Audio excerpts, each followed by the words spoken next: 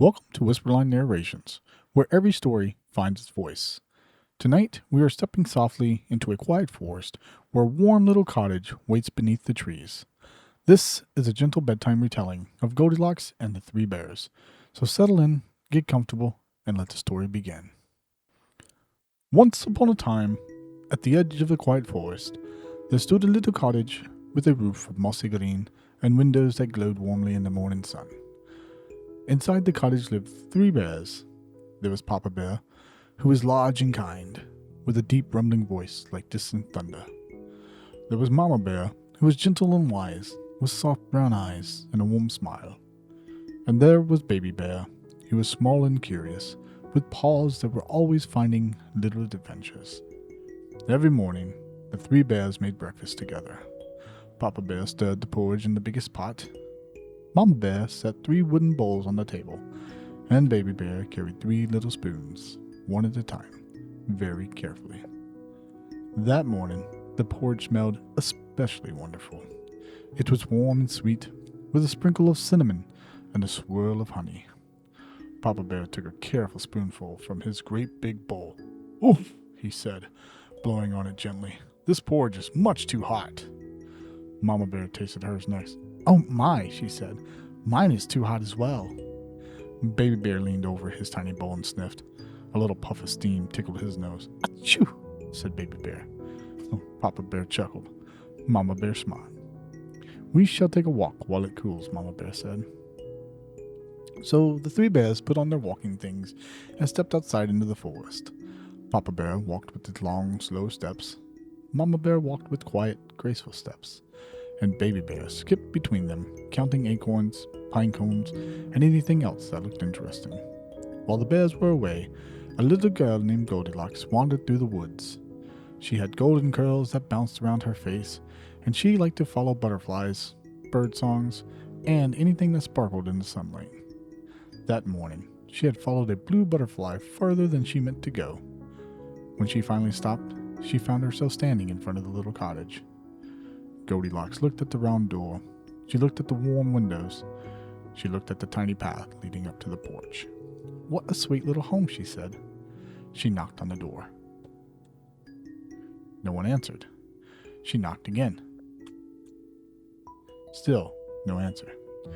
Goldilocks should have turned around and gone back through the forest, but the smell of warm porridge drifted through the window. It smelled like cinnamon. It smelled like honey. It smelled like breakfast. "Oh," whispered Goldilocks, "someone must be nearby." The door had not been locked, and when Goldilocks gave it its smallest push, it creaked open. Inside, the cottage was cozy and bright. There was a fireplace. There were 3 chairs. There was a wooden table, and on that table sat 3 bowls of porridge. Goldilocks stepped closer. Her stomach gave a tiny rumble. The first bowl was very large. Goldilocks took a spoonful. "Ouch," she cried softly. "This porridge is much too hot." She moved to the second bowl, which was medium-sized. She took another spoonful. "Oh," she said, making a face. "This porridge is much too cold." Then she came to the smallest bowl. It was just the right size. Goldilocks took a spoonful. The porridge was warm, sweet, and perfect.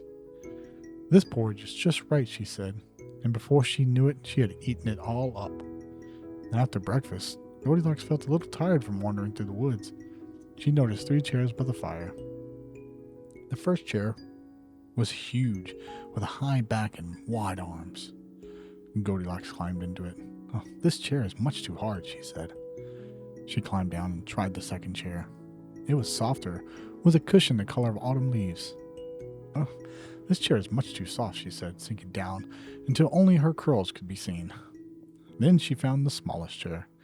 It was low to the ground and made of smooth, polished wood.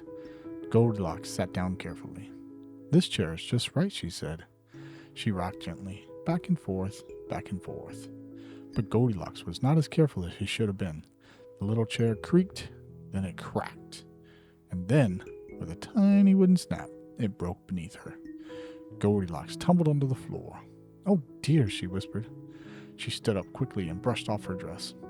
Now she felt more tired than ever. So she wandered upstairs where she found 3 beds. The first bed was enormous, with a thick blanket and heavy pillows. Goldilocks climbed up and lay down. "This bed is much too high," she said. She climbed down and tried the second bed. It was covered in soft quilts and smelled faintly of lavender. "Oh, this bed is much too low," she said. Then she found the smallest bed.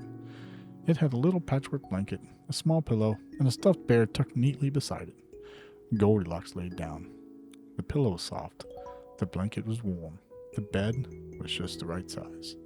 "This bed is just right," she whispered. And before she could say another word, Goldilocks closed her eyes and fell fast asleep. Outside, the three bears had just finished their walk. The porridge would be cool by now. Baby Bear was very excited. "I hope mine is ready," he said. Papa Bear opened the cottage door. Mama Bear stepped inside, and Baby Bear hurried to the table. At once, Papa Bear noticed something strange. He looked at his great big bowl. "Someone has been eating my porridge," he said in a deep, rumbling voice. Mama Bear looked at her medium bowl. "Someone has been eating my porridge too," she said.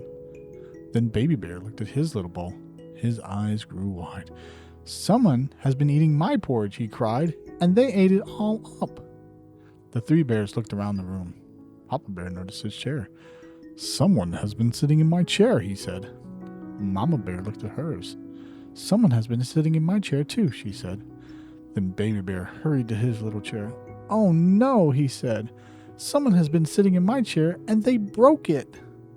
Mama Bear gently patted his shoulder. "We will fix it," she said. But now the bears knew something was truly strange. Slowly, they climbed the stairs.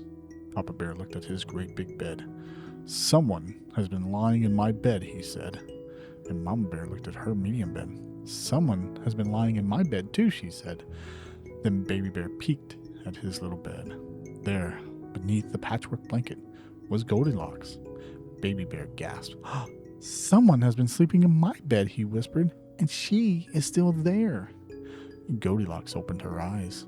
At first, she saw the wooden ceiling. Then she saw Papa Bear, then Mama Bear, then Baby Bear. Her heart leaped like a startled rabbit. "Oh!" cried Goldilocks. She jumped out of her little bed, rushed down the stairs, and hurried toward the door. But just before she ran outside, she stopped. The bears were not growling. They were not chasing her. They were simply standing there, surprised and confused. Goldilocks felt her cheeks grow warm. She looked at Baby Bear's empty porridge bowl. She looked at the broken chair. Then she looked at the three bears. "I'm sorry," she said softly. The cottage became very quiet. Papa Bear folded his great big paws. Mama Bear looked at Goldilocks kindly. Baby Bear looked at his broken chair, then back at her. And Goldilocks took a small breath.